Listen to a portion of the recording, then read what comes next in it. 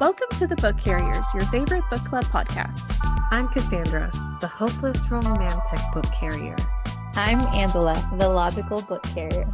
And I'm Becca, the sentimental book carrier. We are three 30-something best friends and busy moms who live vicariously through the stories we read. So grab your cup of coffee, get comfy, and let's get lost in a great book together. Hello, book carriers. Welcome back. We are here again this week. I'm Becca and joined, of course, by the beautiful Angela and Cassandra. So, hi, ladies. How are we doing? Angela, what's going on? Well, I'm doing good. At the time that we are recording this episode, it is spring break. And typically spring break doesn't affect me because I don't have a school-age child. But my sister does, my lovely, wonderful sister. If you're listening, hi, Sharon, I love you. But I help her out. And so instead of just caring for one child, I care for 4 children, and she has 3. And so it's a madhouse today. I definitely had a circus. There was so much noise. I was overstimulated constantly today. So I'm excited to be here chatting with you ladies who do not make excessive noise. You're not banging into anything. You're not asking me for snacks. You're not, Mom, Thea this, Thea that. Hey, the night is young. I don't know. This discussion could get heated. I love snacks, so... Well, I will do my best, but no promises. Oh my. But yeah, so that's been my day. But yes, I'm excited to be here because I can have adult conversation and it's a little bit more quiet and there isn't a million things going on at once. So yes, I'm excited to be here. Yeah, that's super impressive that you're able to fit us into your schedule. I mean, with all that going on, I'd be ready to just go to bed. So yeah. I appreciate that. Yeah.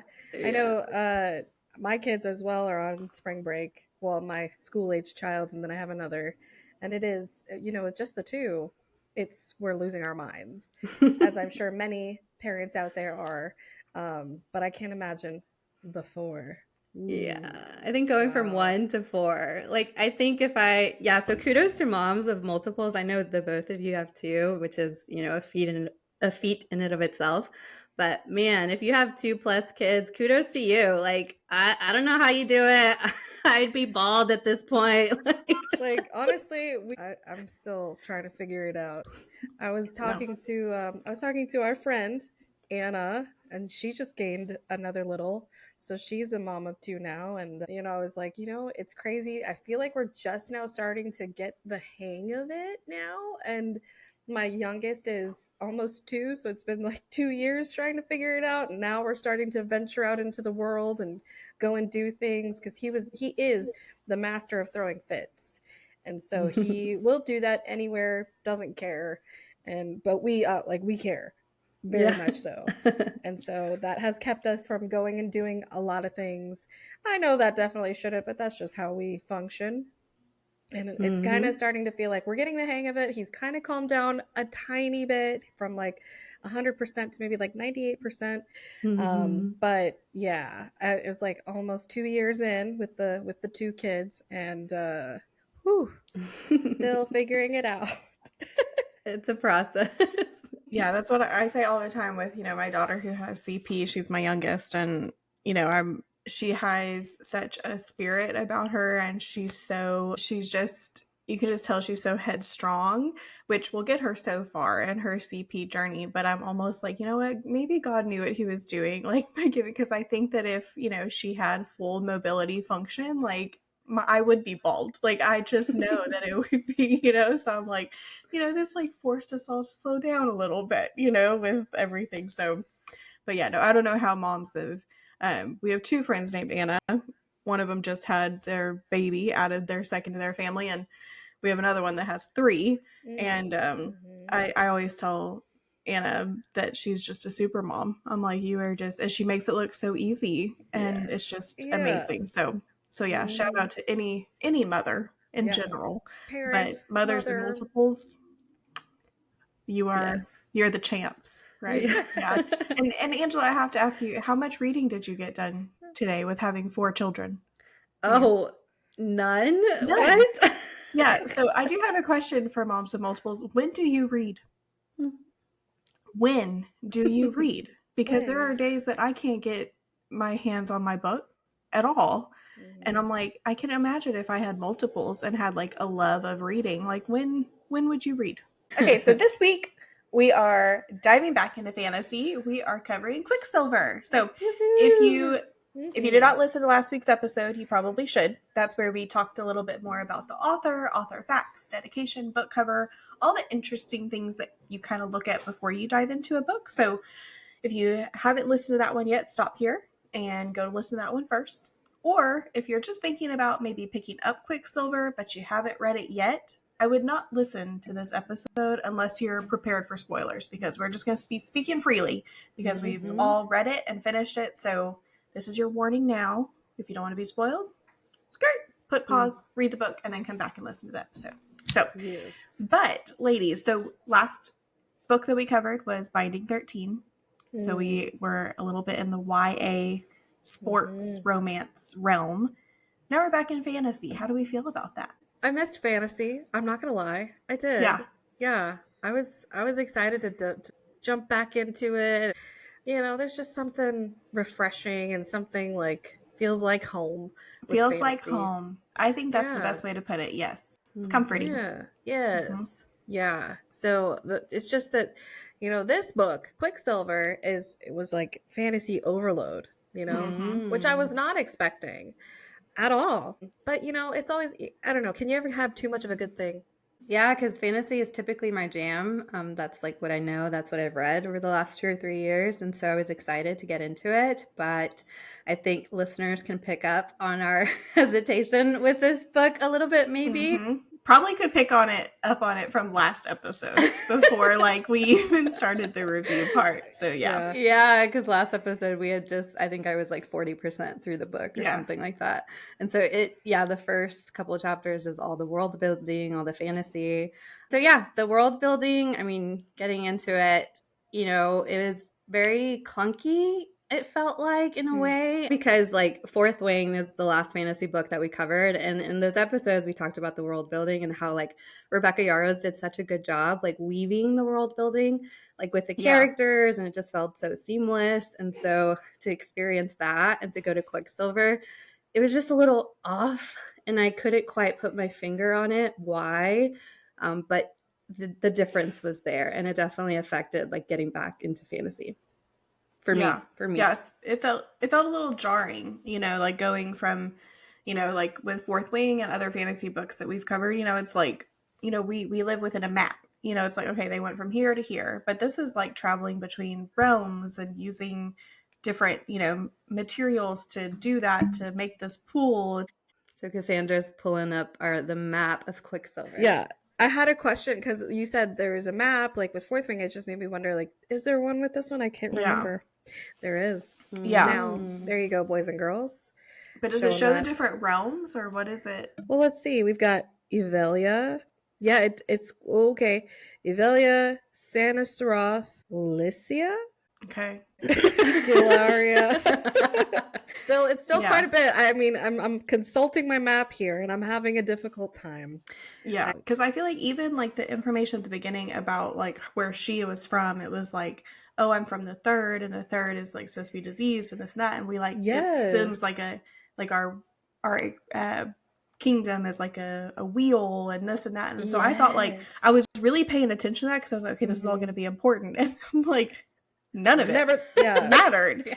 And so like it's like things like that I'm like, okay, you could have spent less time making the reader think that we really need to understand this and more time. I don't know, but I even felt like some of the world building, even though it was info dump, it wasn't enough information or done well enough that I really even could picture completely what was going on. So yeah, it was the diving back into fantasy with this specific book didn't make me happy to be back in the fantasy world. I was like, this is stressful. Like, and I need a chart, and I don't like that. And I've seen like people talk about it on TikToks too. Like when you start reading a fantasy, it's like the first 30% of the book, you have no idea what's going on. But like this was that book to the max. Yeah. At some point, I think I just had to be like, okay, well, what's happening? Let's Yeah. not worry about where exactly we are, and Yeah. let's just figure out what's going on. Yeah, at some point, yeah, you Between the just had to start characters. reading for vibes. Mm. I will say at the very beginning of the book is an excerpt, which we read later on in the book, but it says, "Never forget, monsters thrive best in the dark. Commit all you read, hear to memory, prepare for war." And then it has 2 exclamation points. And I text y'all and I was like, if I had picked up this book and we weren't reading this for the podcast and I saw 2 exclamation points, see, on there, it's different. But on here, on mine, it looks just like for our audio only, I'm holding up my phone. Can you? Yeah, holding up your phone on like the Yours is Kindle, quite- the ebook. Yes. And like Cassandra's actually looks like it's handwritten. And I think that Yeah. makes it Yes. different because it's like, okay, this was like a handwritten note, whatever. Mhm. But here, Yeah. this is almost like a dedication from the author. Mhm. And when I saw 2 exclamation points, I was like, I would have put that book back so fast. Like, I already can't stand it. Grammar things that try to make it seem like woke or whatever. I'm like, I don't like that.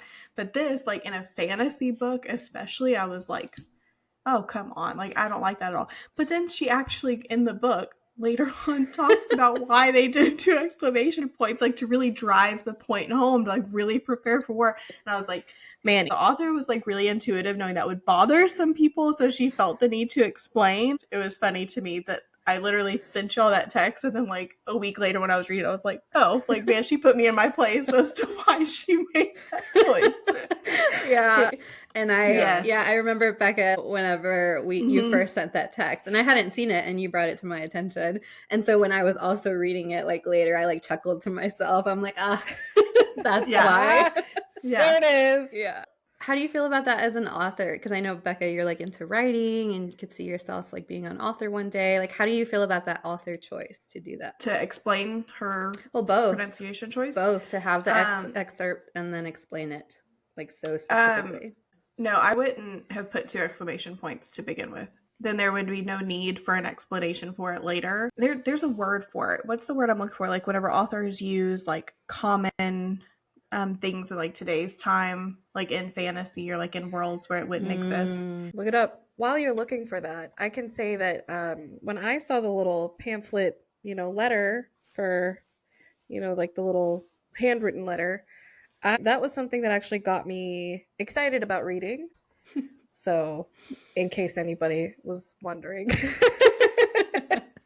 Yeah, that was same for me, Cassandra. I was like, I just took it for what it was. Like, okay, we're preparing for war, and we're super. What's the word? We're exclamation. We're serious about this. Or It's intense, right? Yeah, we're really preparing for war. Yeah. Yeah, anachronism. That's the word I'm looking for. Anachronism. But I want to give credit to the TikTok that I watched. Daily W Writes.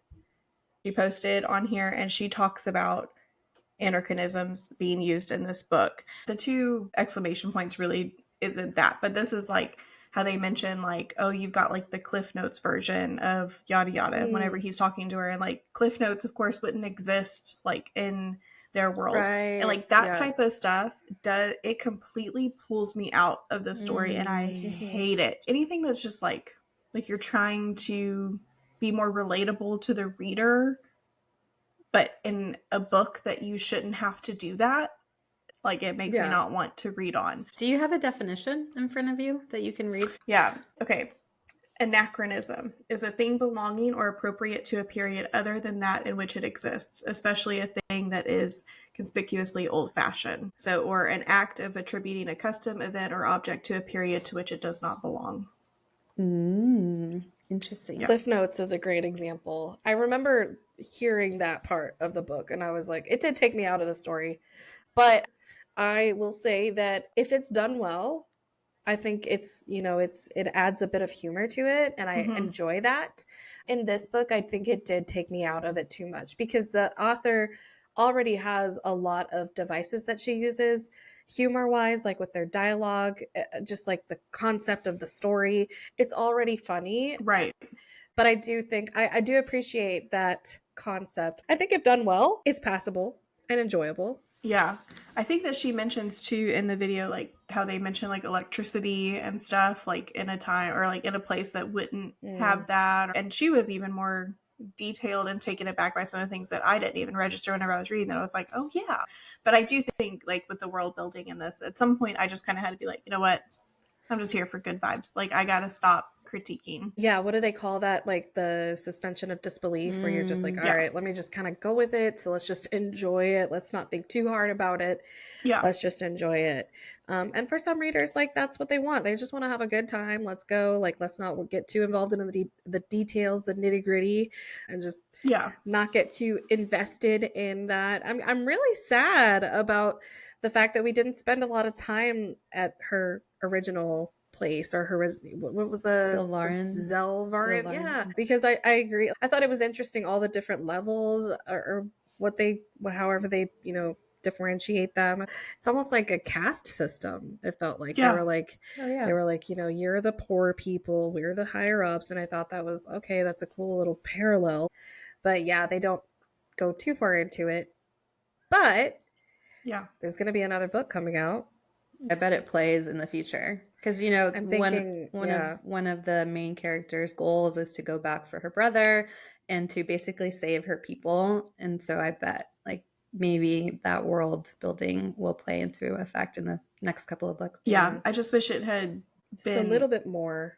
Yeah, like let us see some of the rest of her world a little bit more, or like wait to have us like really understand the depth of her realm when we actually need it a little bit later on. And I feel like that brings up a good point, Cassandra. You're talking about like the caste system and like the different predetermined ideas of what they're like in those different areas. And it felt very, when I was reading it at that first, I was like, oh, this has kind of got some Hunger Games vibes. And then as the book went on, I was like, oh, that's just like this book. And oh, that's just like this book. And I felt very much so like the entire book was just the best of our favorite series kind of all put into one. And as soon as I had that like mental realization, I was like, now I really hate it, because I feel like it's just taking the ideas and the inspiration that really good writers that have come up with these ideas all on their own and twisted them a little bit differently to make something different. And I did not like that at all. So yes, I think that's a good point. I had the same kind of opinion. Once it got to a point where it was like, oh, we have a shadow daddy. I was like, okay, here he is. Can we have can we have a male lead that's not a shadow daddy? Like at this point, like can he do anything else? Like please. Yeah. He's a shadow daddy with like a twist. And I was like, we already have Zayden, like, okay. Fourth Wing is like the first like, I'll say like romantasy book I've read. We've read Harry Potter, we've read Twilight and things like that, but maybe a lot of the books out there are like that, where it's like the same type of tropes and the same type of, I guess characters are just like regurgitated in a different way. And that was my thought. I was like, maybe I just haven't read enough. I'm just thinking like this book is like, oh, it's copying everything, but is it really? Is it just because I've read Fourth Wing first that I'm having those thoughts? I guess it does depend like how many other fantasy books that you have read. But Becca, I had the similar opinion and the similar thoughts. As soon as like you're saying, as you were reading, it's like, oh, here's another part of the world that's really similar to ACOTAR. Here's another part of the world. I saw a lot of ACOTAR similarities. Yeah. Yes, because it's all of it. We've got Fae, we've got vampires, we've got shadow daddies. There's a lot going on. Yeah, there were so many ACOTAR. It was literally like from Blood and Ash, ACOTAR, and Fourth Wing. And it just kind of was like, now he's going to take her to this place that's supposedly really dangerous, but it's actually not dangerous. And, different, like, it was just like, ugh. And I was like, this is just winter court, autumn court, the different types of courts. I'm not gonna lie, yeah. As soon as we found out that he was Fae, I was like, ugh. I just like had the biggest I just had the biggest eye roll because Yeah. for our listeners, some of you, if you've been keeping along, I have not gotten into ACOTAR yet. I've heard like the first book is like you just got to get through it, go through it. Come on, like we all know it's not the best one, but you got to keep going. Yes. But for some reason, like Faye, I just have a certain feeling about them. Like it's just not. It doesn't excite me. It almost kind of annoys me because they are kind of annoying. Is it They're the age? arrogant? Yes. They're That and the age gap to me is a little yeah. like cringy. I mean, this. Oh yeah. I mean, first of all, his name, Kingfisher. Yes. Yeah. You're an author and you have literally any name. You can make up a name, any name, and that's Yeah. like that's what you could. Anyway, whatever. That's to Yeah. each their I'm own. It's, what's that curious. TikTok where it's like, okay, it's your baby. I mean, like that is like okay. But yeah, I'm but I curious mean, how it's, she landed on that one. yeah, Yeah. but it's like, I mean, he's what 1,500 years old, Mm-hmm. and she's 20 or whatever. I 24. mean, that's weird. It's weird. And like I think that's the thing I have with Faye is like their age. They're always so old. Did you get the same vibes from ACOTAR though? Because that's the same for No. ACOTAR. Yes. So that No. was my experience too. For some reason, the age gap really stood out in this book, and that's why. Did it really? For me, yes. That's why it made it so cringy. I think that at the Sarah beginning. J. Maas though she is a phenomenal writer, and I think that she can make us feel things for characters that we feel so deeply for them that we let them have a lot of leeway on some things. Whereas this, I didn't like Kingfisher. Mm-hmm. I've seen so many views where they're like, "This is like my top book boyfriend," blah blah blah, and I'm like, really? Like I did not like him hardly at all, and I think that whenever it was presented as a topic in ACOTAR, it was like, you know, I've lived like all these lives, but like it meant nothing until I found you, you know, and it's like just the way that it's like professed. I don't know. It was something different. Whereas this was just like, I was like, ew. Yeah, I didn't really get too much of the age gap part of it for some reason. Is that where was the first time they like I'm getting slept confused. together? Yeah. But I will say, you know, just to comment on that, that is icky, super icky. Not really into that. Unless it's done, I guess, well. I haven't finished ACOTAR yet, so I can't really give you an opinion on that. I haven't read too much age gap stuff. But the thing that annoyed me the most was just how like snobby and arrogant he was as a character. And I know there's a reason for it, but I just feel like that's the way it is with most Fae. By most Fae, I mean the Fae in this book and the Fae in ACOTAR. It's just so hard to start liking the characters because they're so unlikable at first, and that's the same vibe I get from our Fae boys in ACOTAR. Is they're just like, you poor human that you can't do anything for yourself. Let me rescue you from your horrible, miserable life. Yeah. And something about that I'm not a fan of. And so I was like, that's the vibe I'm getting here, and I didn't like that. Yeah. But Becca, I heard you say like you didn't like Kingfisher as like the male main character. I'm interested, Angela, like what are your thoughts on Kingfisher? This is supposed to be a morally gray guy. Is he though? What were your thoughts? Is he morally gray? Angela's like, don't put him in my category. Exactly. She's like, that's reserved for Malfoy. And so far he's the only one that I think is in her column. Okay, but he's advertised as morally gray. So that's why I asked. He is. Yeah, really? I didn't even get the vibe that he was morally gray. I mean, well, I'll say that, you know, like if we're looking at the back of the book, or we're looking at like you're trying to figure out, do I want to get into this book? Callie Hart, everybody, they say he's a morally gray character. So he's supposed to be, and he's advertised and made to be morally gray. Well, I don't think so, honestly. I don't, and maybe I'm forgetting bits and pieces, and maybe like the earlier one because I've read this book in like in a span of 2 weeks. But I think his intentions were always true, and everything that he did was like to save his people, and he was very like open about that. And it's like, no, I'm going to keep you here. I don't care if you want to go home. Like, you need to do this for me, for my people, to save my people. And so it felt very much like his morals are intact for me, but maybe I'm forgetting, and you guys maybe can help me. Maybe I'm forgetting. Yeah, I think it's more so like the way he treated like Saris. You know, it's like, so he wasn't nice, and he was arrogant and just like condescending and everything to her, but he did everything that he could like to save his people. So he was a good leader, but like an asshole person, I think is like where they're getting the morally gray from. You get morally gray like Malfoy vibes, which I think is like on the extreme. And so yeah, I could see where you're like, no, like he's a good guy who has a smart mouth. Yeah. I mean, like, really. And an arrogant, smart mouth. And yeah, he was rude and mean and treated her very badly and poorly. But he didn't even treat her that badly at the beginning. I mean, he was just a little asshole about everything. Yeah, but he, like, you could tell this was not, and I talked to my sister about this. Shout out Nancy, because she read this too. And I was talking to her about it some, and I was like, it just got like so like spicy, like so fast, and like you could just tell like from the beginning that like they had this attraction to each other. So I didn't really get that like enemies to lovers vibe.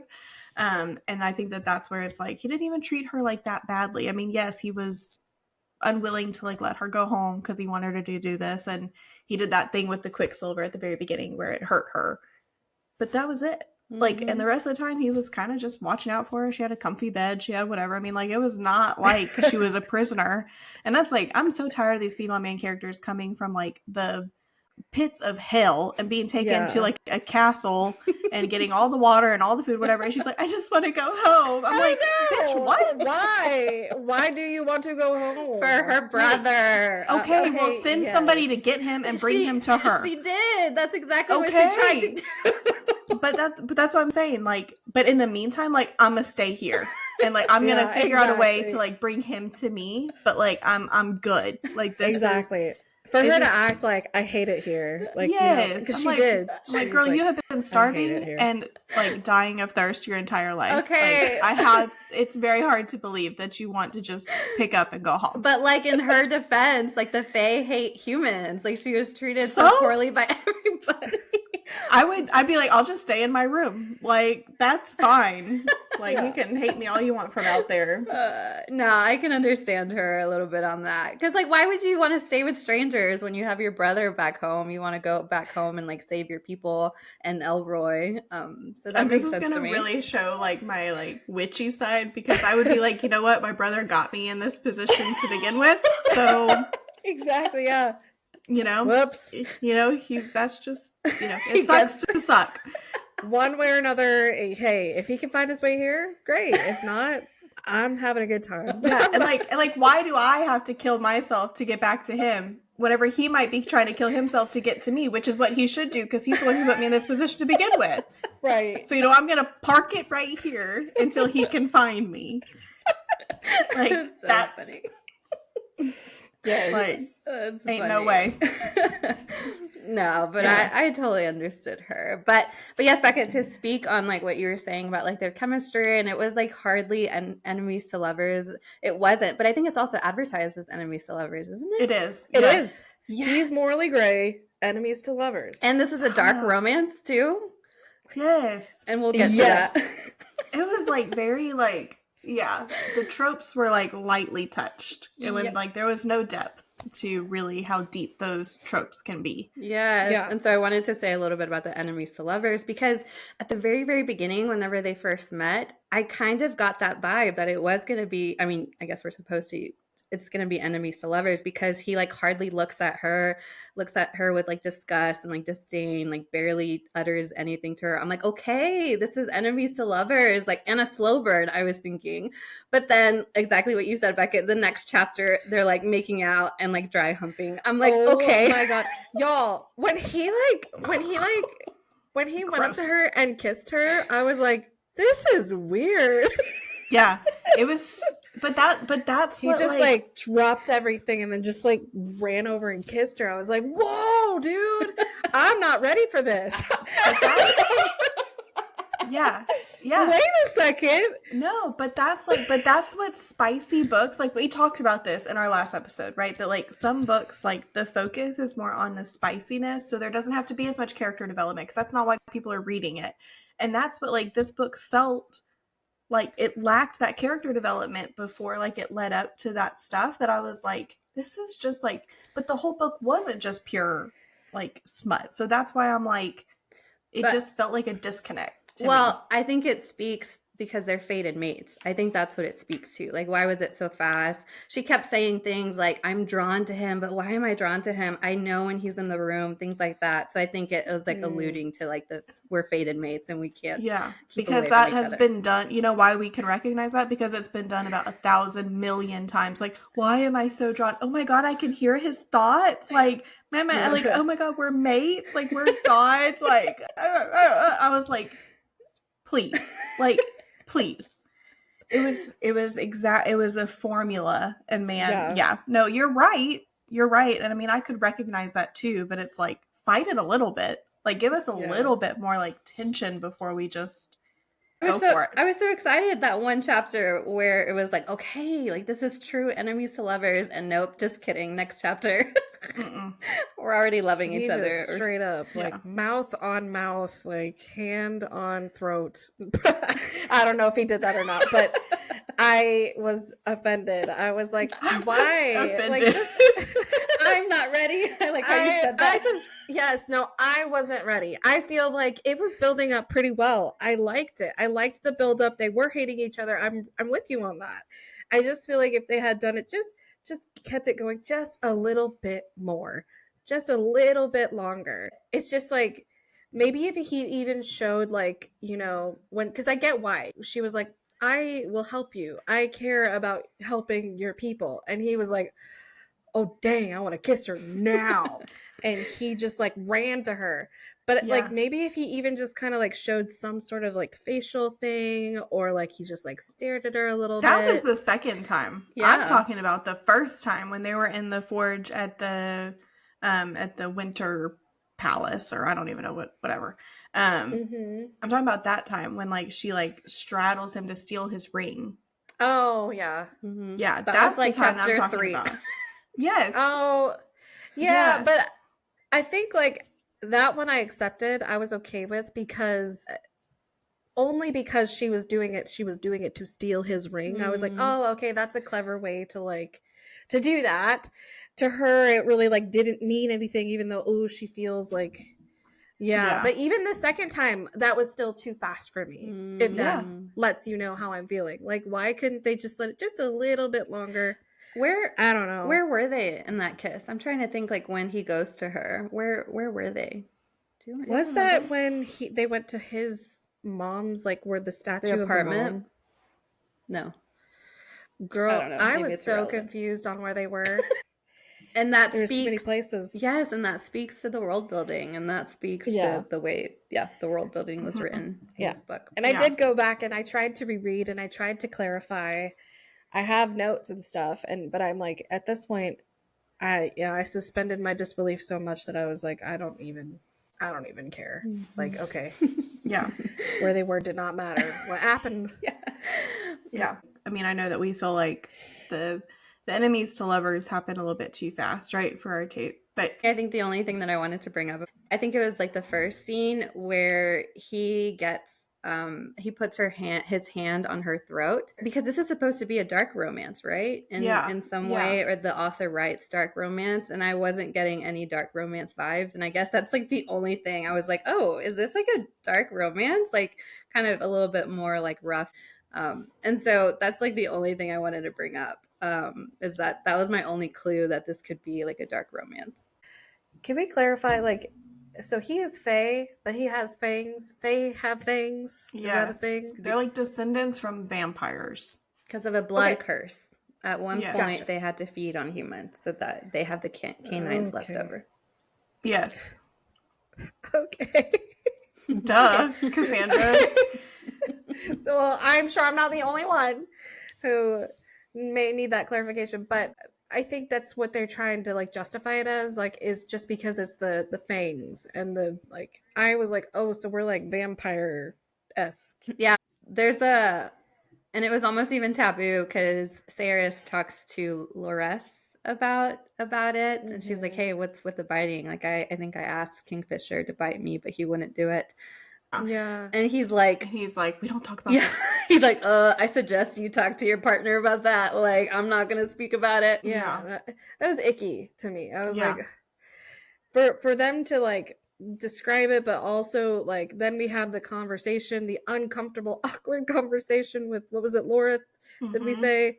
I was like, let's go, guys. Let's move on. Yeah, it felt a little bit too much to me too. It was just like very intimate, and I was like, I don't need to know this about them. Like, what does it add to the story, kind of thing? Yeah. I feel like if she wanted to include the biting or whatever, sure, cool. For some readers, that's enjoyable, but we don't have to sit there and explain it. Yeah. It would have been fine without, and it's just like excessive. Yeah, or like have it just be like a conversation like between Fisher and Saris. Oh, you know, yeah. like but don't make it weird. But there's one part that I wanted to mention about like their chemistry. I kind of want to find it. And Angela, I'm sorry, I know you're about to like get to your point, but like they would do things that seemed out of character for me. Like there was no like Saris, like who she was at the beginning and like who she ended up being like for Fisher, and like the things that actually, that's not who I was envisioning this character. And it just felt, and even Fisher, like to go, I feel like it was so just like jarring when he went from like hating her and treating her a certain way to all of a sudden like loving her. And there's no like rhyme or reason for why. It just, whatever the author needed the character to do to move the story the way the author wanted them to is how the character would act. And it's like, no, like you have to kind of let the character lead in some ways, and like that's going to cause some other tension and that's going to cause some other roadblocks and things like that, but that makes it feel genuine. But when the author just like completely just lets the character do whatever to move the story along the way that she needs it to. Yes. So I don't know. I felt the exact same way with Kingfisher specifically, and that's why I didn't like him, even though he's supposed to be like this enemies to lovers, morally gray person villain. And it was like too much thrown into a character too. It's like you have him being a dog, you know, called the dog by Belicon, and he's like super mad, and I know that's part of like the Quicksilver, but then he goes into like this arrogant asshole with a smart mouth, and then super like loving her, like willing to kill himself for Saris. And then there was also like the bits about him being very sad and just very melancholic and brooding, and I'm like, who is this man? Like he's 5 people in one. And so I had that exact same thought. Yeah. I felt that about Saris like major, because I really liked her, and how she started was just like very strong-willed, just like, no, I'm not going to accept your terms or whatever. And then she just kind of slowly started to just do anything that he said. No fight. Her fight kind of left. I don't know. And then it came dissipated. Back. And then it kind of came back towards the last few chapters. Yeah, it was like, I feel like the author almost maybe looked and said like, oh, I'm kind of losing that. And so she would like sprinkle some one-liners in there to remind us of how stubborn she is. But I will say, just on to that point too, that like, I think that this was not a traditional publishing company that originally published it. I think it was like an indie publishing company, which they have a lot more freedom, the authors do.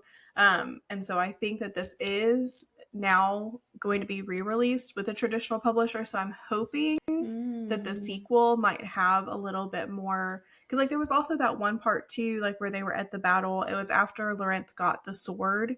Malcolm was saying things about the sword or whatever, and like she says like, you know, as if Lorenth took personal attack, he like sent a thing up, and then it was like 2 pages later, Lorenth was like, well, what happened? As if he wasn't at the scene that they mentioned him being at. And so there were some things that I'm like, if this was traditionally published, that would have been caught. And so it's like things like that I do want to mention, that I think, and I'm hoping that future books being with a traditional publisher, it'll be tighter. But I think because it wasn't traditionally published, that's probably why we're missing some of that. So, but anyway, I'm sorry, Angela, go ahead with your point. No, that's a good point. Okay, so one part that I did like is when it's around the same time where Fisher was having like nightmares essentially because of the Quicksilver, and like Sirius goes over there and like, you know, basically forces him to let her help him and comfort him and like calm him down, and like stayed with him for hours. I think he asks her like, hey, oh, tell me about you, tell me about your mom, something like that. And so she starts to open up a little bit. But I don't know if y'all remember this piece. It's like she starts telling him about his mom and about her mom and like how she was killed and murdered. And but she says in her dialogue, there's like a few things that I'm not going to speak out loud. Like I don't want to say this. I don't want to give these memories. Actually, I have it. Yeah, she's like, I didn't tell Fisher that part though. There were memories that could be put into words, even if it felt like dying to give them light and air. And then there were those that couldn't. I would never repeat the words that man said about my mother. So I just liked how like there was that distinction. Like there are some pieces and memories that are too painful, and I'm not going to speak these out loud, and I'm going to hold these memories to myself and keep them to myself because they're too painful. So I don't know if that makes sense, but I like that inner kind of dialogue that she was speaking to. Yeah. And then afterwards, just like how it created this closeness and intimacy between them, and how they basically spooned. Fisher was like the big spoon and she was the little spoon. And there was like this one touch that was so sweet and intimate, in my opinion. It says, Fisher hooked his fingers underneath the hem of my shirt and rested his hand against my skin. The move wasn't sexual. It was simple contact between one person and another, grounding, intimate, a connection. And so it's just like, I don't know, it felt really sweet to me and like intimate. Yes. And it's just like, we're here, we're two beings who just shared a really rough night together, and we're just here for each other, holding space for each other. And it's not leading, it doesn't have to lead. I mean, I know the next morning or like a few hours later, like a smut scene did happen, but like for that space, it was just felt very tender to me. And I like that part. Yeah. I completely agree. I loved that scene so much. And I think, and Cassandra, I had to ask, there's a hair washing scene. I know. I was going to bring that up. Yeah. Were you just like kicking your feet?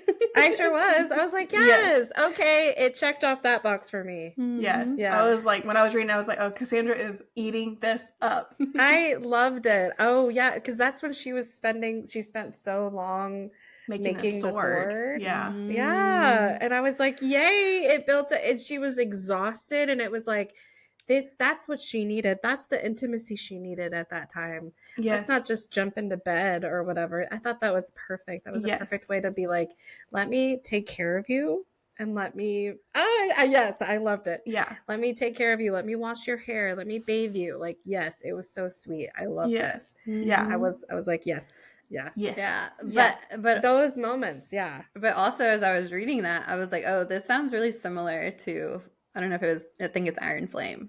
Because it's like the exact same story happens between Xaden and Violet, right? Yeah. Was it Iron Flame or was it the newest one? It was Onyx Storm whenever Andarna leaves, and so he washes her hair. Well, and it also happens in Akatar. Oh.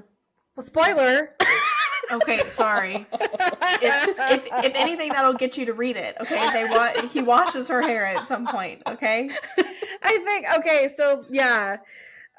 So being so new to fantasy, I guess that's a thing. Maybe that's a trope. No, you got it.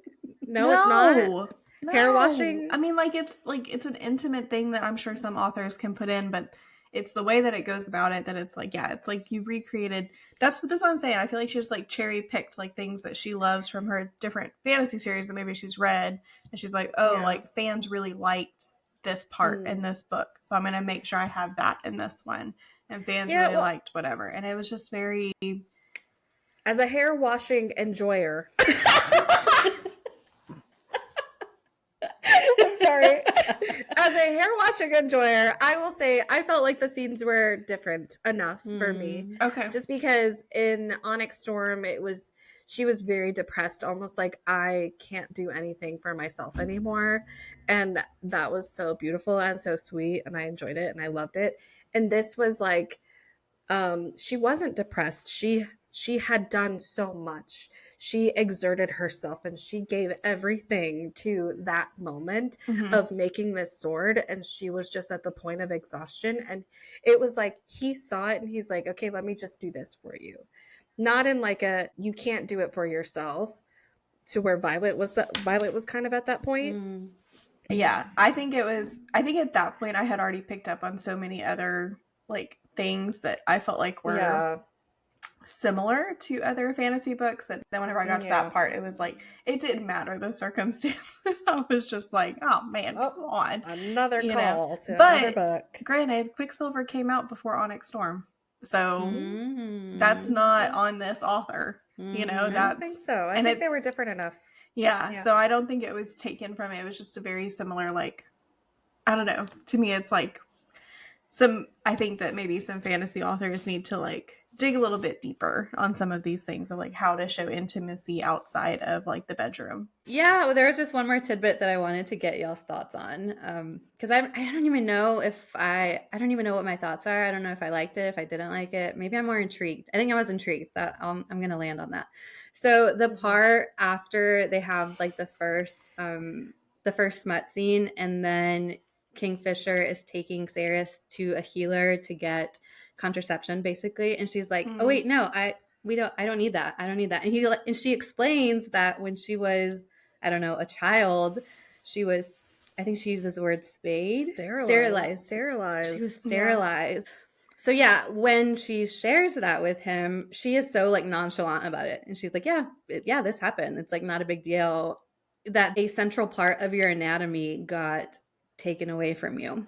Yeah. But she's so nonchalant about it. And, you know, Kingfisher has like a reaction at that point. He's kind of like, what? Like surprised and kind of shocked. But it's just kind of like left there. Right.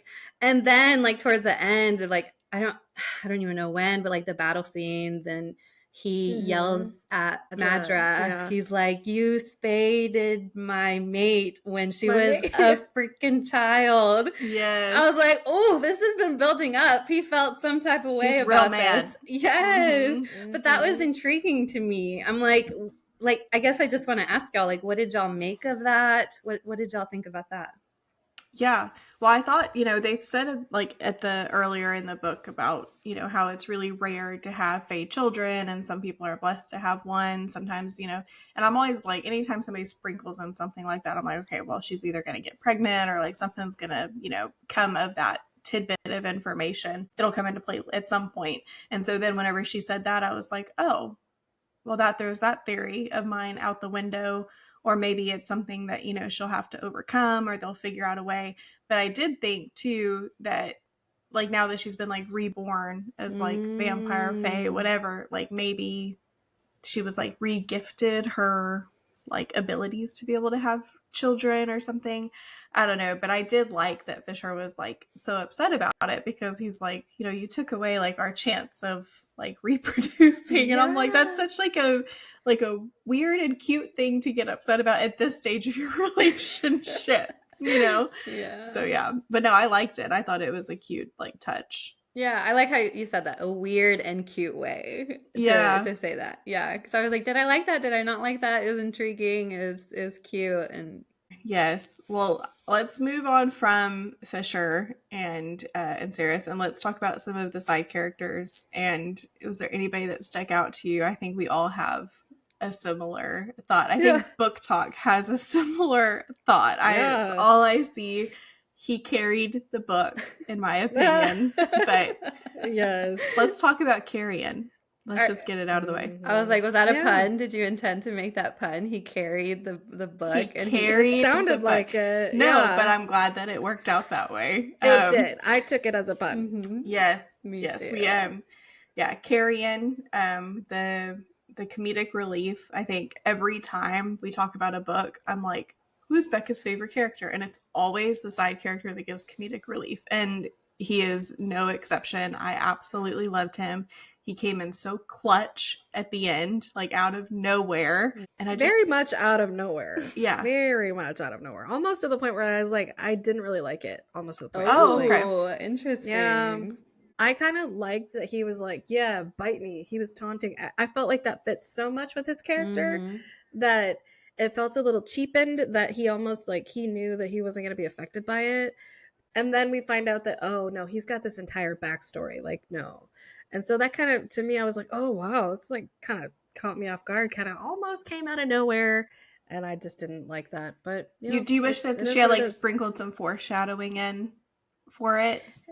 I think the way where that was revealed, we get the reveal of Carrion and we get all of his backstory, and then we get all of Ceres and like the fated mates and the meeting with the god of chaos, that it was just so much. It was a lot of new information. Yeah. That I was annoyed. It was to the point where I was annoyed. I was like, ugh, like, gosh, why couldn't this part of the book like come just a little bit earlier? Like, it was just, I was annoyed. It was so much information at one time. Yeah. I love that for Carrion. I love that we get to keep Carrion. Mm-hmm. I didn't want him to die. I would have hoped that they would have saved him somehow, but I just like that. It was just a lot at one time. No, I agree. Like the rest of the ending was a lot. Mm-hmm. It was a little confusing. Yeah, that's why, Cassandra, you texted us because you finished the book first, and you were like, "Please pay attention in the last couple of chapters." So I did. I took my time. I think with the last 5% of the book, I left. Yeah, I think I read it in like an hour and a half because I was like, "Okay, let me go slow," and I'm glad I did because it was confusing. Okay, so before we get too far ahead into our thoughts on the ending, do we have any more thoughts on like side characters or anybody else that we want to discuss before we move deeper into the ending discussion? What did y'all think of the little fox, her fox pet? Onyx? Did you like it? Hate it? I loved it. Okay. The reason I asked was because I was like, I think I genuinely did like the character, and I liked that he was in the story, but I was like, at a certain point he does disappear. And again, this is so nitpicky because it's like, it's just a fun fox little character. Like, don't get too deep into it, Cassandra. But my thing is like, I always wonder, like, is it necessary to this story? Like, do we think it was important that this little guy was in the story? Like I said, I loved him and I thought he was cute, but I just curious about your thoughts. Basically, does Onyx move the story along in any way, or was he necessary? I wonder if it speaks to like Ceres having motherly instinct, and maybe it ties into that whole comment about like her being sterilized. Like maybe it spoke to like her having like this motherly protection of a living thing, and maybe I wonder, having to care for someone. Like, to me, it adds like I don't know, something for the reader to enjoy that doesn't have any, like, it's a low stake, I guess, is the way So that's why, like, to me, like, as an author, that's why I would put in some sort of animal or whatever. Yeah. This is curious. Y'all's thoughts. We can't let it go by without mentioning Onyx. Yes. I liked it. I liked him. I did too. It's cute. Really quick, another super minor side character is Archer. You remember Archer, the little fire sprite? They're basically like Dobby. You don't remember? Yes, exactly. Oh, okay. Yes. Okay. It was house elves. Yes, I remember now. Yes. The way they were describing him, I was like, wait, there's no way that the descriptions are that similar to a house elf. Yes, it was basically a house elf. Like but she had to make it different, and it was kind of hard to imagine too. The fire sprite, it was very hard to imagine. Smoky and bark like tree like. I don't know, but I like that whole thing of like when she sits, Sarah sits next to Fisher at the table, and they like have panic attacks. They're like, how dare she? Like, what's happening? And so it was just funny. Okay, anything else with side characters? Okay, let's talk about the ending. How did we feel? What were your thoughts? I think I kind of already expressed, like, a lot happened at the very end that I just I read it once and I was so confused by the ending because just so much happened in that little bit that it just blew my mind to the point where I was like, I can't even go back and reread it to figure out what I just read. So she's a queen now. Yes. And they were mated, there's timelines. But you have to think about like how Malcolm and Madra and Belkin. Whatever. Bellicon, as I like to call him. Bellicon. You know, they were like, they were talking about how, you know, it's like one fae, one human, one vampire. And then now she goes, and now she's been bitten and transformed into a vampire. She was human, and now she's fae. So it's like, now is she like the Trinity?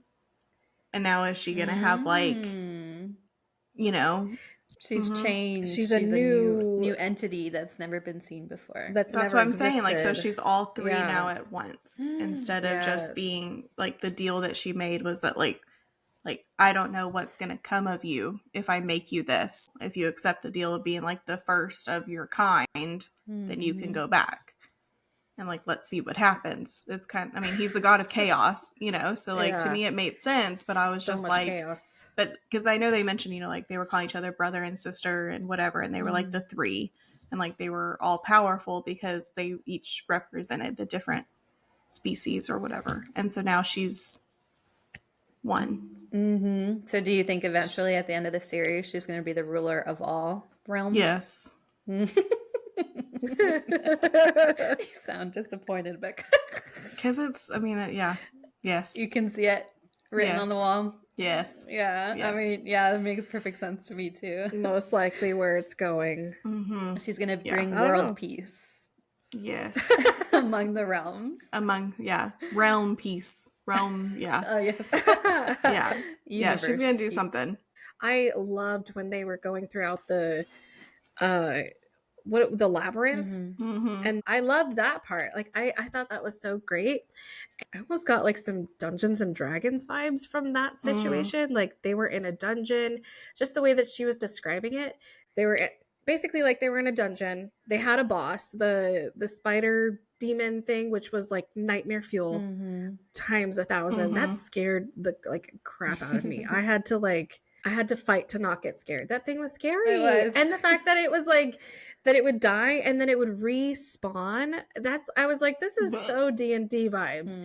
And then the part where they were standing on the coins, it was like an illusion, which is a D&D like type thing where they cast like a minor illusions. And once I kind of accepted it as like, oh, this is like almost like a D&D campaign, I was like, yes, of course they're going to bring in all the vampires and all the fae and all of these spider demons and all these different types of creatures, of course, because that's what it is. It's like, hey, here's the story, here's the different characteristics of the story, you got A, B, C, D, what do you do? Right? And even the fact that what was it, Malcolm? Was Malcolm the one that like straight up like he punched her and then drove it up or drove it down or whatever? Yeah. Even up until that point, I was like, this makes no sense whatsoever, but this is awesome. I loved it. because like in Dungeons and Dragons, if you roll a good roll, you can decide what your character does and how hardcore it does. And I just like I said, once I kind of wrapped my head around it that way, I was like, this is cool. It was just the very end that I was like, this is a lot of info dumping. It's all Carrion telling you his backstory. It's all, the god of chaos telling you this is the story. And I was like, where's the action? Like, we just got so much action that it just like fell flat at the end. Yeah, that's so interesting to hear your perspective about that it was so much information and it's like, where's the action? Because it was a little opposite for me, because I was like, okay, for me too. Yeah, because I was like, we got through the action, like, oof, okay, we're done, and then now we're like setting the stage for the next book. It's like, okay, I mean, it was a lot of information, so I didn't like that, but I liked the feeling, the atmosphere of like, okay, we're setting the stage, all the trials and tribulations are done with. I love the part where her character comes out of being a thief and like how she distracts Malcolm with that dagger punch to the throat, and she waits for him to retaliate to basically steal the coin from him. And it's like, ha ha ha. Like, I know I'm going to die, but ha ha, I got this one on you. So I like to see that part. Yes. Are we thinking that we'll read the second one whenever it comes out? Well, I heard that the second one is supposed to be Carrion heavy. Oh. So yes. Interesting. I did not know that. I was going to say the blurb. The next book is called Brimstone. Interesting. Yeah. It says, keep your mouth shut, stick to the shadows, and for the love of all 7 gods, do not crack any jokes. which makes you think of Carrion. Kingfisher of the Aegean Gate has defeated armies and survived all manner of horrors, but traveling back to Silvarin with Carrion Swift might just be the death of him. The male just will not shut up. Hidden daggers await them down in the narrow alleyways of the Silver City. Unfolding secrets pose impossible threats. Fisher must wrangle the smuggler and accomplish his goals quickly if he wants to see his mate again. What? So it's Carrion and Fisher heavy, not Sarah's heavy. A bromance? Mm-hmm. Well, I think that leads us to our final question, though. Yeah. Our signature question, would we carry it with pride? Would we keep it on our bookshelf, maybe keep it in our bag, probably not pick it up again? Or would we maybe give it to a friend that might like the genre or this book more than we did? I'm gonna keep this one on my bookshelf. It wasn't top tier for me. I wouldn't give it a 5-star, but I'm okay with reading the second one. I don't think I would ever reread it, so I'll just keep it on my shelf. Yeah, I think it's gonna stay on the shelf for sure. I will read the second one probably. I'm not in a rush to as well, but I won't read that one again. Like, it was mid. So, Becca, I would probably give it to a friend that might enjoy the book a little bit more, the genre a little bit more. It's a little bit too spicy for me and my taste lately, and I think just the writing style and choice wasn't my favorite. So fair. Yeah.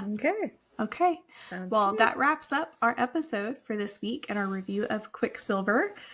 Please follow us on all of our social media platforms. We are on Instagram, we're on Threads, we are on YouTube, we are on TikTok.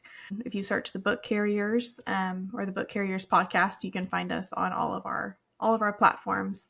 And we are so grateful for every follow, like, share, comment, interaction. We see them all and we appreciate them and they mean the world to us. So with that being said, thank you so much for listening and we will see you next week. Bye. Bye. And that's a wrap for today's episode of The Book Carriers. We hope you enjoyed diving into this week's read with us as much as we did. Thank you so much for joining us on this literary adventure. Your support means the world to us. If you loved today's episode, don't forget to follow us on social media for updates, behind-the-scenes fun, and more bookish content. And if you're feeling generous, please rate our podcast 5 stars. Your reviews help other book carriers find us and join our growing community. Remember, we'll be back with a new episode every week, catching up on our latest read. Until next time, keep reading and living those amazing stories. Bye for now. Happy reading. I've been called to the pages, and it doesn't take long at all to